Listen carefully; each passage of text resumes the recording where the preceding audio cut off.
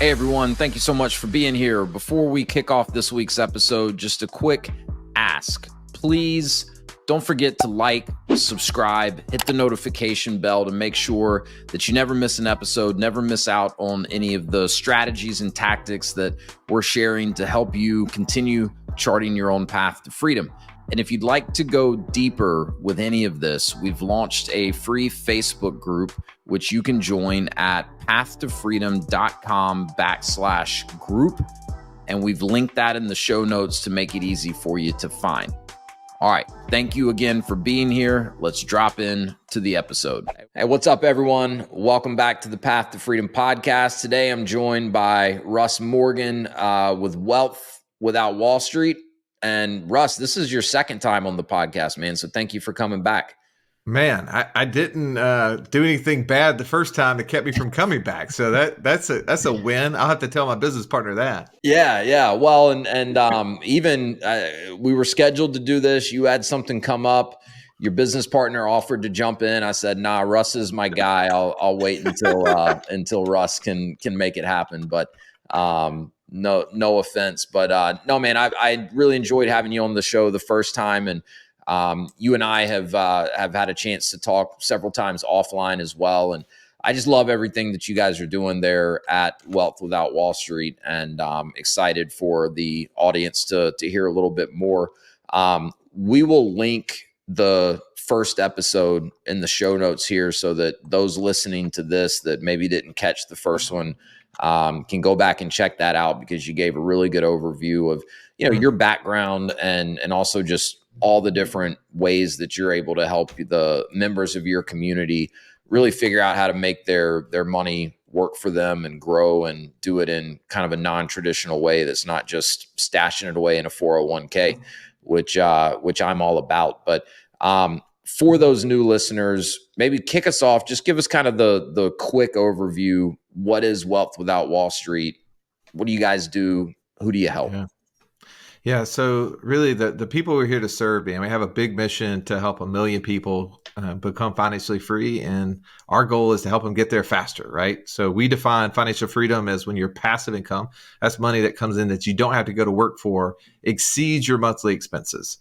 And that may be a pie in the sky for somebody who's never done any of that. But man, we've just seen hundreds and hundreds of people that have been in our community over the last 10 years who've accomplished that feat. And it comes by unlearning some of the Wall Street ideas of, having, like you said, put money in a 401k or any company's qualified plan or anything that defers access until you're 59 and a half or later. Yep. For every one of us who are not 59 and a half, I think we'd probably say being financially free today would be nice. And not waiting 5, 10, 20, 30 years to get there.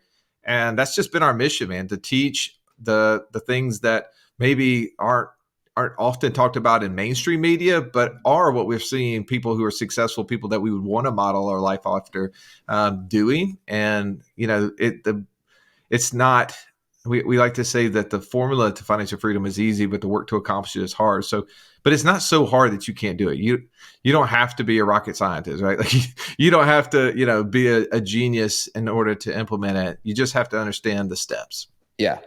And I think for a lot of people, it's kind of overwhelming, if you're just trying to kind of self-educate. And so I think that's something that you guys seem to do a really good job of is, you can take someone that's maybe never done any real investing at all and teach them the absolute basics and help them come up with a plan. I know you guys also do, kind of an investor profile, right? Where, as you begin working with a new client, you get a sense of, all right, what is going to be the right type of investing strategy for this particular person? Because it's not going to look the same for everyone necessarily. Yeah.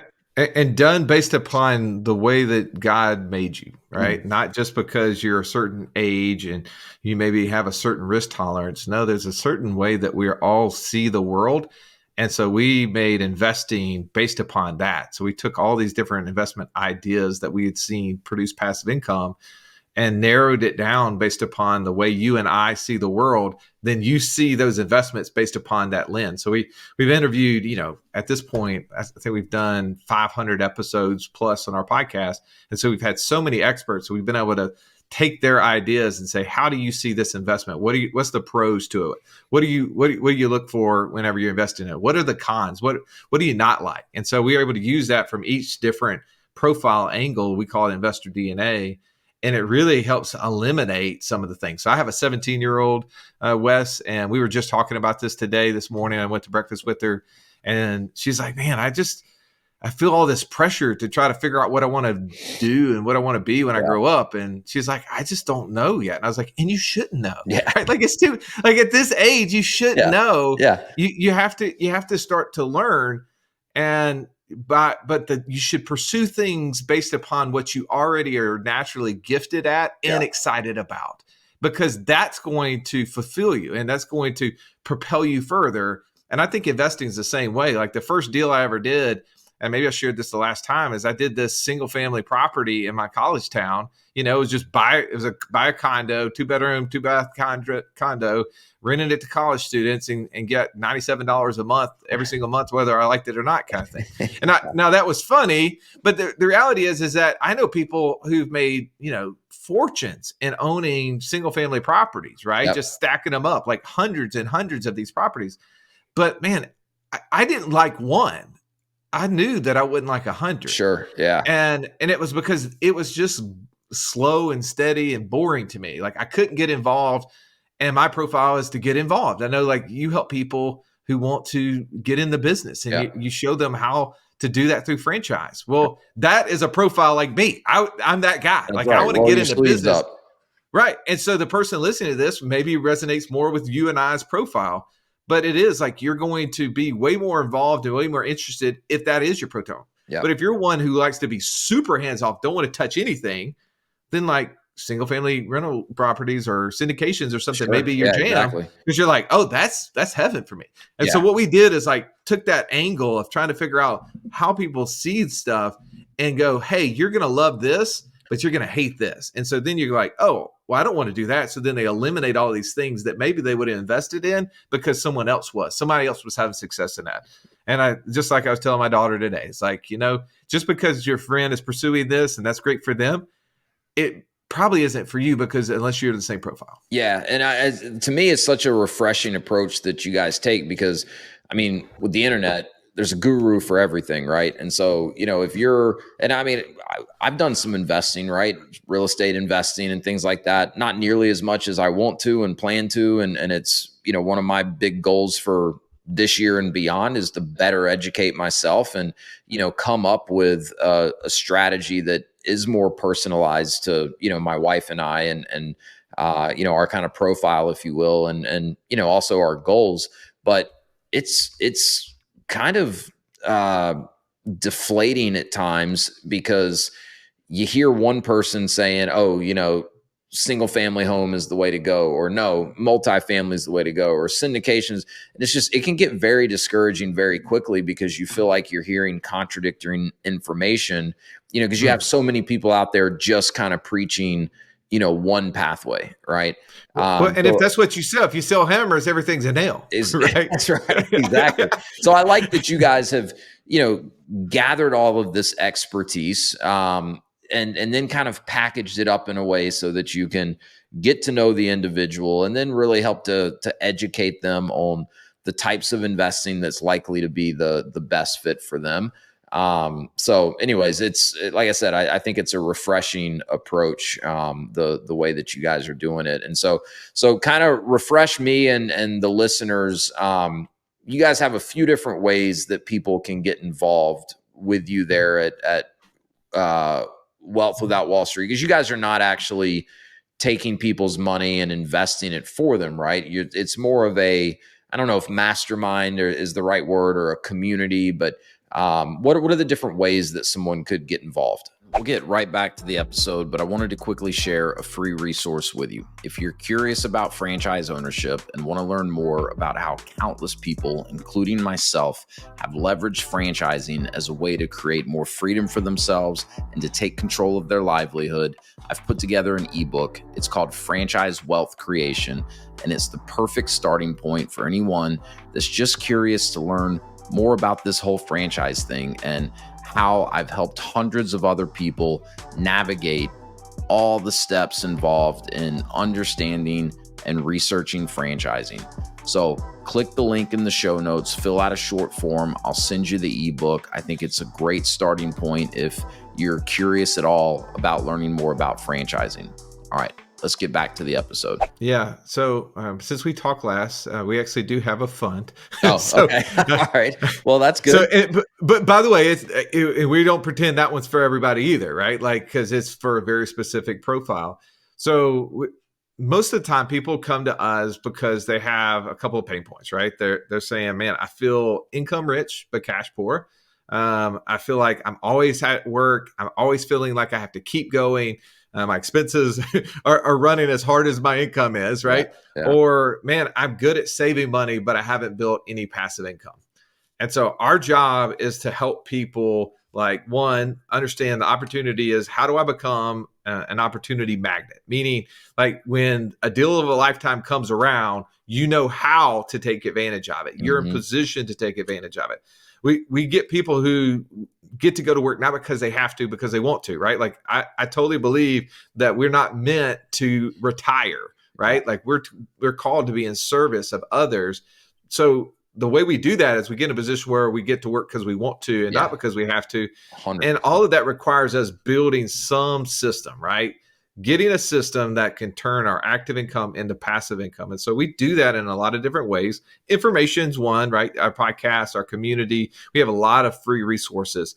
We live in an age of information. I mean, there's information everywhere. So you should not be paying for information. You can get information so quickly through podcasts like this, YouTube channels. AI can take this podcast in seconds and tell you what the 5 best parts of it was. I mean, there's just so much information. Almost too much these days.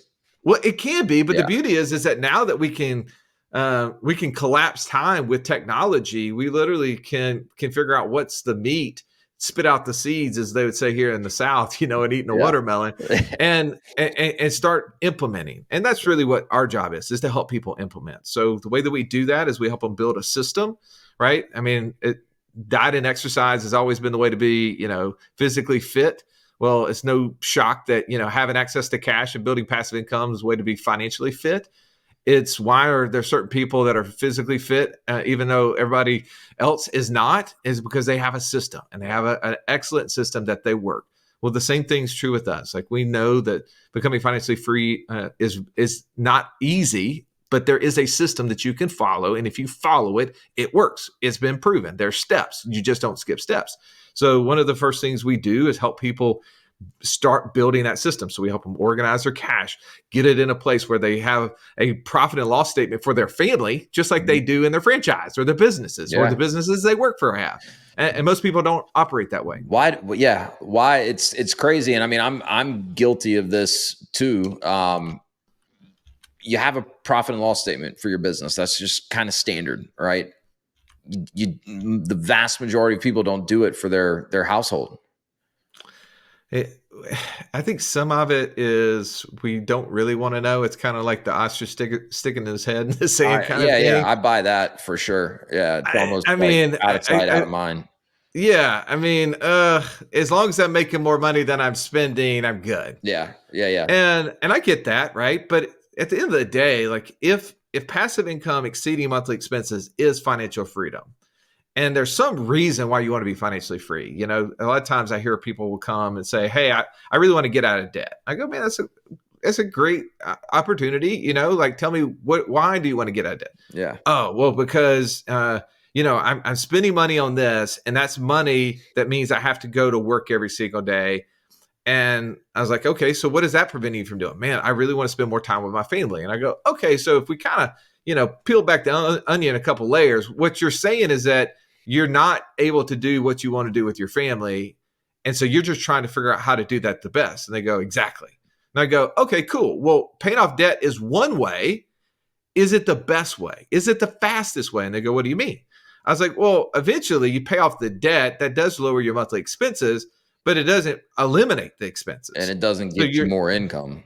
Right. So how can we look at the other equation? How do we build passive income? And can we build assets that produces passive income that even pay for the expenses, even if you don't pay off the debt? And then does that give you the same end goal?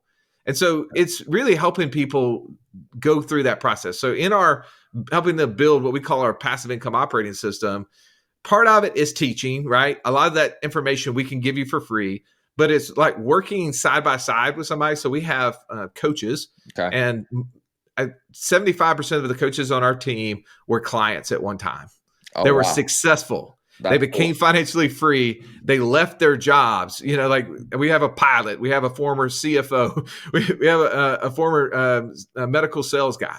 Really? Like all making large six figures, right? And very successful, but they implemented this system in their lives. My business partner, the same way, implemented this system into their lives, and it made such a difference. They said, I want to do that and help other people do that.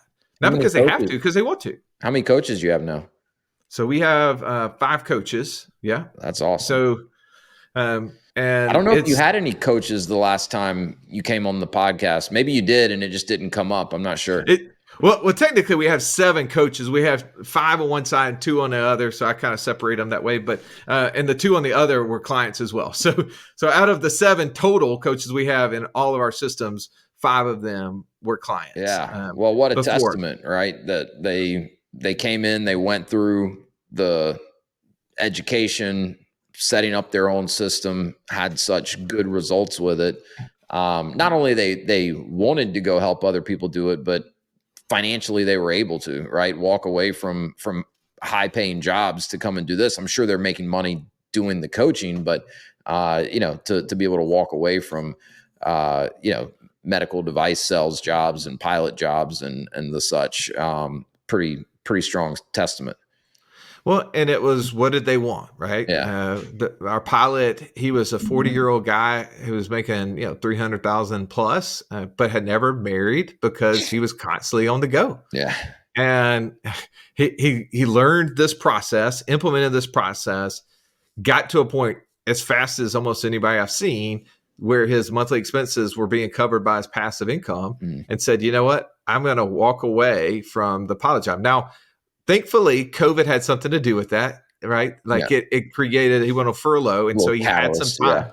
Yeah. And so, but the beauty is that he's now married. Like he found his wife being at home, right? Yeah. Like actually being able to be at home and not traveling all the time. 30,000 feet in the air.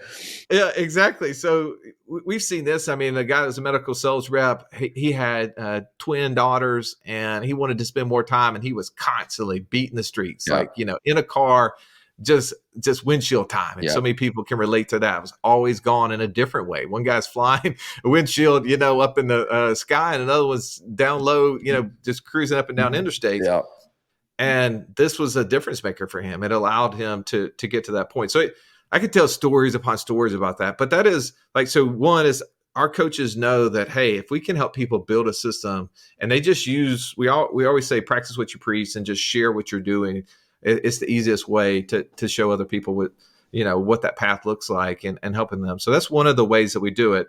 The second thing is that once you get that cash and you get a system organized, it's where do I store it, right? Because ultimately, like we said, we got to go find income producing assets. Most people out there, think, oh, I got to make 2x, 5x, 10x on my money. That's good.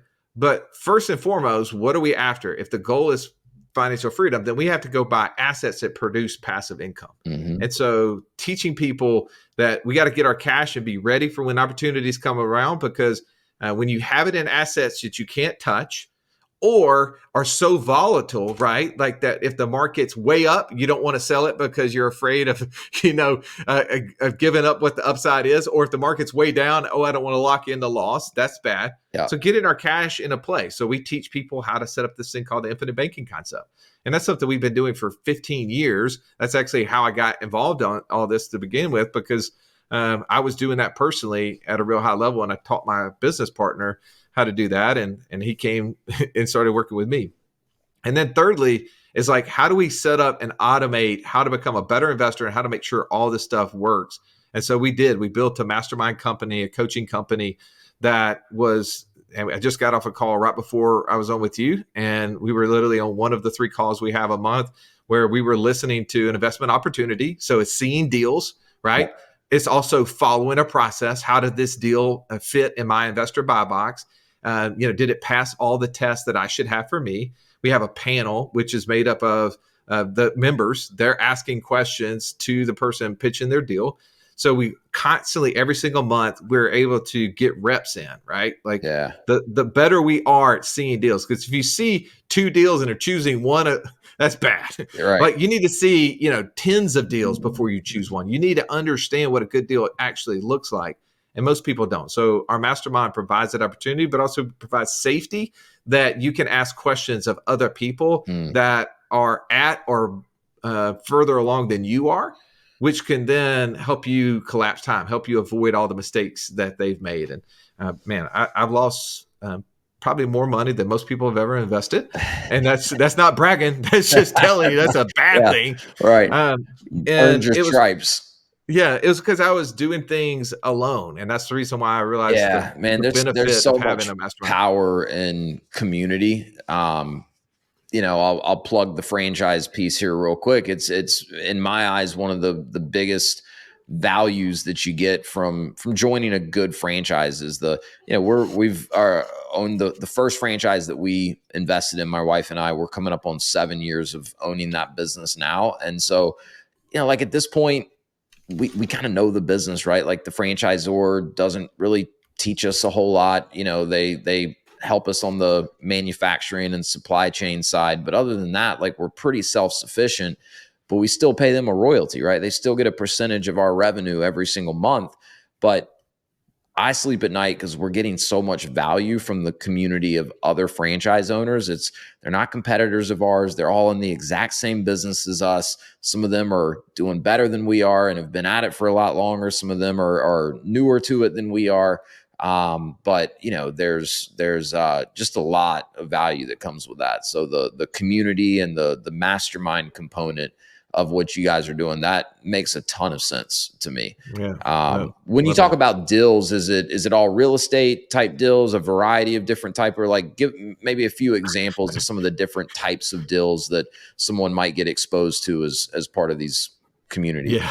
We are definitely deal agnostic, meaning that we don't care. I think real estate is the most common thing people think of, right? Because that's typically our limited exposure to opportunities have been some form of real estate. Right. But even in real estate, man, there's so much.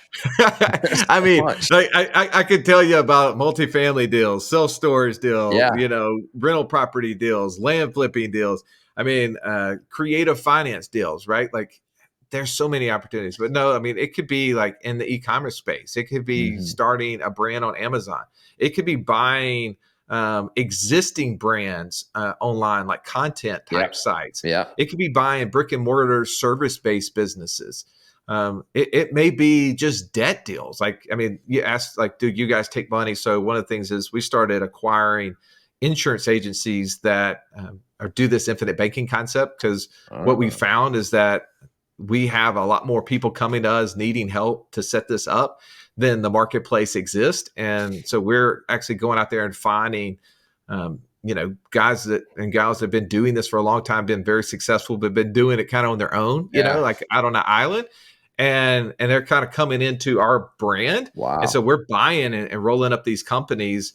And now as a result of that, we've built a fund for accredited investors where they invest in us. So not through us, but in us. And so literally we're just taking that cash and buying where you're getting the capital to go out and acquire and roll up these. Yeah. And so it's buying cash flowing businesses. Like, I mean, like very profitable businesses. Like our debt service represents like 15% of the operating income that we get from these companies. So it's super safe, right? Like, and we're just providing monthly passive income, 10%, 8%, depending on the deal structure. And it's just every single month. And so for some people who like truly hands off accredited investors, don't want any involvement, Like, I'd rather have that, not worry about whether or not, I invest in a deal and it gets hit by a hurricane, or, whether or not my income is going to get paused, or are they going to sell it? Is the bridge loan financing that they did on the project going to go up and impact whether or not I have to come up with new money? All that stuff. For that person, our deal is great. For the person who wants to be actively involved, our deal is not what they're interested in. So yeah, there's so many different types of deals, and we try to, obviously be cautious as to the kind of deals we share in there. Not that we're vetting every deal, but also just trying to make sure it meets the criteria that most of us are looking for. But we have a family office that participates in that. They give us a lot of due diligence structure. And I think that's super helpful, because we just have to become better investors. We have to know what are the best questions to ask to help us avoid losing money. And understand that, all these portfolios and all these pitches are never going to show you a bad deal. So you have to be able to read through the lines. You have to be able to ask the right questions, right? Nobody's ever put a pitch deck together that shows you how much money you're going to lose. This is probably like how much money you're going to be a good investment. You probably shouldn't even. Well, it's like I tell people all the time, looking at franchises, most of these franchises will give you like a pro forma template where you can take data and numbers and start plugging it in. And I'm like, just be careful, because you can make that spreadsheet spit out whatever you really want it to say, right? If you just love the brand, like, you can play with that spreadsheet long enough to make it look like it's the most profitable business ever. And if you're going into it, very pessimistically, you can do the opposite of that. So just take it all with a grain of salt. Yeah, beware of confirmation bias. Exactly. So. Yeah, exactly. So you guys, you have a family office that you guys have created, or you have a family office that participates to help bring some of this deal flow to you? Yeah, a little bit of both, right? Okay. So our mastermind has 3 levels, and the upper level actually has access to the family office, and so that. This is a relationship that we built with a multifamily office that only works with a certain level person. And so through just our personal family office as well. So through that relationship, we were able to find a good win-win for them and for our members in the mastermind who are the right fit for that. But they do participate as well. So then we get the benefit of, even for those who are not using them personally, they get the benefit of all the resources that, again, information is free, right? It's always, you pay for, implementation is priceless, right? At the end of the day, if you're not taking action, it doesn't matter. Yep. So we can give away all the information, but it is the implementation that's huge. We'll get right back to the episode in just a minute, but if you've been considering business ownership, if you're already a business owner looking to expand and you're curious about franchising, I'd love to connect with you, answer any initial questions that you have, talk about a specific franchise, and detail the exact process that I use and have taken hundreds of people through to help them understand franchise ownership, find the right franchise for them, and conduct the necessary due diligence. Click the link in the show notes if you'd like to schedule a free, no obligation strategy call. I look forward to talking with you. And now back to the episode. That's incredible. I want to quickly circle back to infinite banking. I know we don't have time to really go down that, but I think that's a term that probably more and more people have heard of and are familiar with, but maybe don't fully understand it. And I'm sure we could do a full podcast just on infinite banking. But I guess my question with that is, like, how much money does someone need to be able to start their own infinite banking system and be able to start benefiting from it? Or how long will it take, right? Because the way I understand it, it's essentially a life insurance policy, and you're funding it, and then you're able to borrow against it. I'm sure I'm leaving out tons of details, but I've always had the impression, like, okay, it makes sense, but if I put money in today, I've probably got to continue funding that thing for quite some amount of time before I could ever actually begin to borrow from it. Yeah. Well, let me give you a little background for if you this is the first time you're hearing it, and Wes, obviously you've had some experience in it, so you don't need this context. I was a certified financial planner, investment advisor, and I'd heard about this idea for probably, I don't know, 4 or 5 years. And every time I'd hear about it, I go, what is that again? Whole life insurance? Oh, that's stupid. Right. Like Yeah. I'm just being honest. Like that's how arrogant I was to the idea, because I thought only reason somebody would use whole life insurance was because they weren't smart enough to use an investment vehicle. Right. Like I Yeah. just Sure. thought that, and the only person who would put money into it was like maybe a grandma who was scared of investing in the markets. Yeah. And it wasn't until I actually met the author of the book, Becoming Your Own Banker, kind of the originator of this idea of how to create your own family banking system. And so when I got a chance to spend time with him, he told me, he was in his mid 70s at the time. He's like, Russ, you're only looking for a place that your money can be liquid, that can be protected, and can be tax efficient. Because what you need to do is go find assets that produce passive income. Like that's how you're going to get what you want. And you're going to either do that, you've got to invest in those things from some place. The money has to reside somewhere before it goes there. And then when it comes back from there, it's got to reside somewhere. Right. He goes, do you want to be the owner of that account, or you don't want to be just a customer of that account? Which one do you think is going to make more money over time? You know, like he wrote a book called Becoming Your Own Banker, and he gave this analogy of the person who, you know, leases a car, finances a car, pays cash for a car, or uses this concept, right? He's like, everybody's buying a car. It's how are they buying it? Yeah. And he just shows in that example.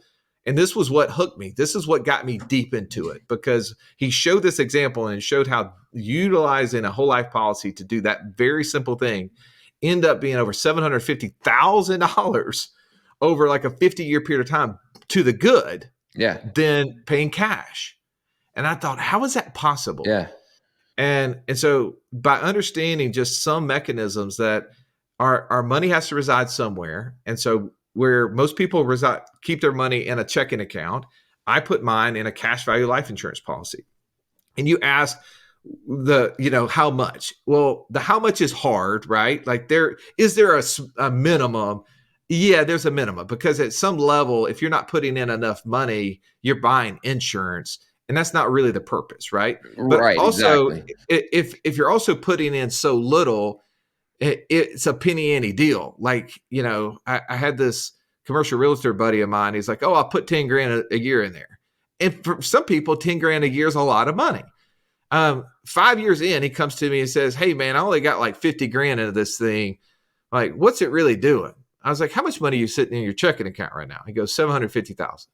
I was like, that's the reason you don't think this is anything, right? Because it's such a penny ante deal for you. So it's relative, right? Everybody's deal is relative. And so for somebody who's putting in cash, and I'll just tell you exactly what I did. The first insurance policy I started, I put in $25,000 a year.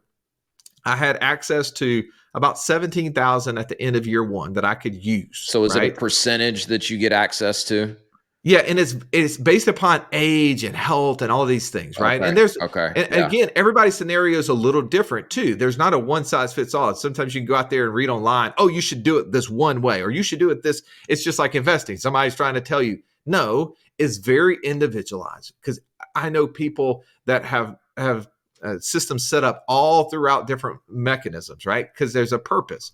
So the most wealthy people in the world. I mean, this is something where when I started digging into it, I realized that Wells Fargo Bank had over $20 billion in cash value life insurance. And I was like, oh, that's a B now. Jeez. And I looked at what their real estate they owned was like 12 billion. And I was like, oh, okay. So this is a big idea, right? Like, so it's how much cash do I put in there, and why am I, how is it going to be protected? How liquid is it going to be? Obviously with taxes, how efficient is it going to be there? So the person's going to put money in there, and you said, well, am I going to have to do it forever? Well, that's one of the biggest hangups I had too, is, man, I don't know how long I can put money in this thing. Yeah. Because we think in light of expense. Yep. And even when we've been investing in things in our life, we still have trepidation in investing because we're like, what if something changes in my lifestyle goes up, my income goes down, whatever it is, and I can't do that again. Mm-hmm. And mostly because everything we've put money into is going away from us. Yeah. Well, lesson number one, the difference between the wealthy and the poor is that the poor have money moving away from them. The wealthy get money coming to them. And so this is a tool that is unlike almost everything else they've ever experienced, is that they put money in it and they immediately have access to it. So when you're like, hey, Russ, I don't know if I can put money in it. I was like, give me an example. And you say, well, what about 5 years from now? I'm putting in $25,000 a year, $25,000 a month. Everybody's got different numbers, $25,000 a week, right? I mean, people have different numbers. And something comes up. And I'm like, what comes up? Well, what if I lose my job? Okay, cool. That's be a bad day. Would you like to have access to money if that happened that you could instantly start using to pay your monthly payments on all the things that you have? Buying groceries? Yes. Okay, well, let's compare if you were doing this versus doing, let's say, your 401k or IRA. How would you get access to the money? We start showing that, like, oh man, I'd rather be in this position. I get access to money. But don't I have to make the premium? Yes. Where's the money going to come from? Well, if you don't get another job, it's got to come from somewhere. Or you can actually use a loan against the insurance policy and just take that to make the premium payment. Well, how does that work? Well, when you start putting money in these things, Wes, is that every single year I put money in these things, the cash value grows contractually. It's guaranteed to grow. There's no other thing that's guaranteed to grow that I know of other than most of ours waistline since high school, right? Truth. Yeah. And the way the guy taught me this, he said, Russ, is just like a tree, right? If you see a tree, if it dies, you cut it open, what do you see inside the tree? What is inside the rings? And what do those rings represent? The age. Partial true. It's representing growth. Years of growth, right? So you are half true, age, years, but it's years of growth, Sure. Right? Yeah, it's been expanding. Does a tree shrink? Not usually, no. I haven't found one that's shrunk yet. It does one of two things. It lives or it dies. That's it. That's its option, right? Yeah. And so the way these life insurance policies are contractually designed is that every year they're guaranteed to grow. So the cash value is guaranteed to grow to equal the death benefit at a future age. Even if you stop contributing to it, or... Yes, it has to grow. Now, again, there's measurements in there that will start affecting it. So if I start taking a loan, obviously that's going to be, I'm going to have a liability against that side, but the asset side of it is still growing. Right. So there's a lot of technicality. I don't want to get too deep in this. Sure. The point is that my business partner, I told you, came to work with me. He was a mortgage guy making over $300,000 a year in his late 20s, doing pretty good. And he was like, Russ, I feel so compelled by what I've been able to do in my life by using this system. I want to teach other people how to do it. Like, I love doing mortgages, but I don't feel like I'm changing my life. Yeah, right. Sure. And he's like, I want to do this. And I was like, bro, like that. I mean, it's a big transition. You got like a family, you have 5 little girls. He goes, no, I know, man, but I just want to do it. So what he did is took his cash value that he had and he started using it to supplement his expenses. And he was taking a loan against it to pay the premiums. And so, I mean, the worst case scenario that anybody's ever could experience, he was dealing it. And ultimately what happened is he obviously started building income. And as he started building income, he quit having to take a loan to supplement, his expenses. And as his income grew, he actually started replenishing the money that he had taken a loan for before. But the whole time his cash value has been growing, because the way these insurance policies work is our cash is growing no matter what. There may be a loan outstanding, but that doesn't impact our cash value growth. Right. And that is what most people don't get about money, is they forget that there's this thing called opportunity cost. And when we use checking accounts to borrow, or to not borrow, but to withdraw money from, we stop that money from ever growing, assuming if it was growing in there. Most of them aren't, but some of them are. And it's no longer growing for you. So when you can get uninterrupted compounding interest on your money for every transaction you're making for the next, 20, 30, 50 years of your life, you start to see really big numbers. And this is why I started to understand, why are the banks, the largest corporations, the most wealthy individuals using this, when the financial gurus of our day, Dave Ramsey and so forth, are telling us this is for stupid people. And I'm like, no debt. Something's not adding up, right? Like, Yeah. I don't pretend to be the smartest guy in the room ever. But if people that are working at these banks, these large corporations, these large family offices, they've got all the intellect. They got all access to all the intellect. Why are they putting billions of dollars in this? And this joker's telling me not to. There must be a disconnect. There must be something I'm not doing and using it the same way. And that's what I found out, is that there's a way to set it up. There's a way to use it. And if you do it correctly, it can become one of the smartest financial tools to help us use in our life, in our journey to become financially free. Yeah, it's interesting. And I assume I'm sure there's more differences, but we have an investment account that we have a line of credit against, right? So, we wanted to invest in a property last year, and I took some of that line of credit, used that for the down payment. But I guess one of the main differences is that the value of that account is tied to the stock market. So it's volatile. It's not guaranteed to go up every year like the cash value. Are there other key differences? So, like you gave a great analogy there that I think most people relate to, is something like a line of credit. And most people's line of credit that they probably relate to is their house, right? Mm-hmm. You've had a home equity line of credit, and the line of credit doesn't impact the growth on their house, right? It's just a loan against that value. Right. But it can go down in value, potentially. A house can, right? So a stock portfolio. Yeah, all of those things can go down in value. So that is the difference. Remember, I said that the whole life insurance policy is guaranteed, contractually guaranteed to grow. That's what it has to do. It can't, like, either you're going to die, you're going to stop, cancel it, which is efficiently the same thing for the policy itself, or you're going to keep it open and it's going to keep growing. So our cash value is going to keep growing, and we can create a line of credit either at a bank or at the insurance company. It doesn't matter, by borrowing money from them. And they have to put money to work somewhere. So this isn't like a bad deal for them. They're having to invest that capital somewhere in order to produce that cash for the policyholders. And the first and easiest place to do it is giving a loan to the policyholder, because there's no risk to them. You quit paying them. Right. A loan is nothing more than a prepayment of the death benefit. And here's what most people don't get. Assuming that you had $1 million death benefit and you took a $100,000 loan and you died the next day, the insurance company is just going to pay you $900,000. Right. Sure. Yeah. And so, like, there's no risk to them. That $1 million was their true liability. Yep.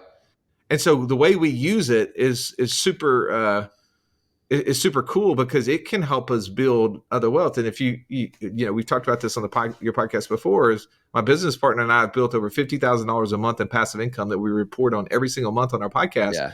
And it's a result of us building up cash values in these insurance policies, borrowing against them, investing them in assets, and taking the cash flow and replenishing it and just recycling it over and over and over again. Yeah.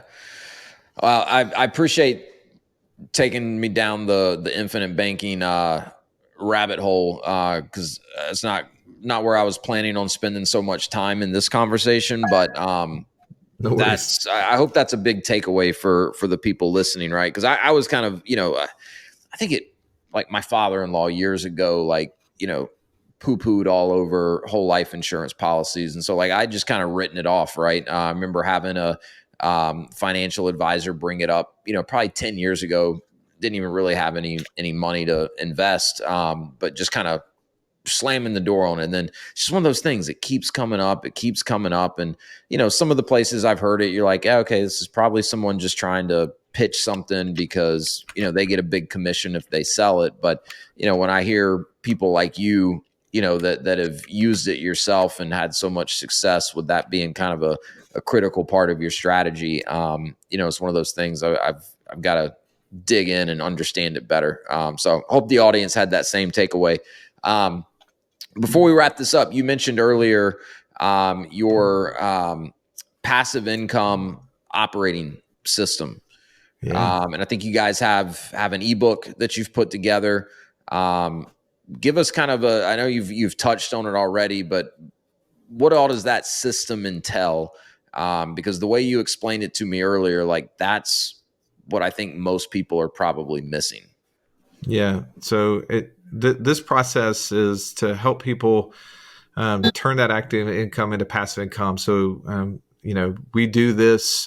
It's usually about a 60-day period of time that one of our coaches will be working with someone throughout that process, and they will help them organize cash flow, right? They'll help them figure out those tools, and there's some strategic and tactical processes that you can implement immediately into your life that frees up so much cash that most people don't even realize they have access to.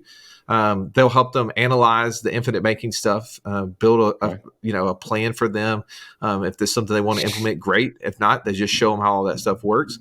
And then we go through the investor DNA process that I was talking about earlier that helps you understand who you are as an investor and the different investment opportunities that exist out there and measure how you would see them against it.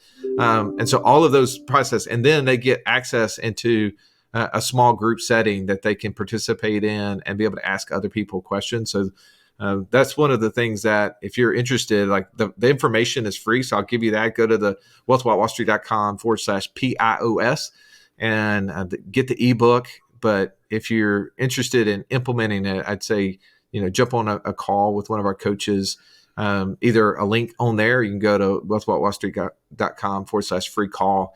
And one of our coaches can walk you through what that looks like and how to help you implement that strategy and that system into your life. Yeah, that's awesome. We'll for sure link that in the show notes, make it easy for people to find. And I strongly encourage everyone to go check it out. I'm going to download it. So then it sounds like from there, the starting point is jump on just kind of a free consultation or free call with one of your coaches, get some more information. And then if it's something that they want to move forward with, take it from there.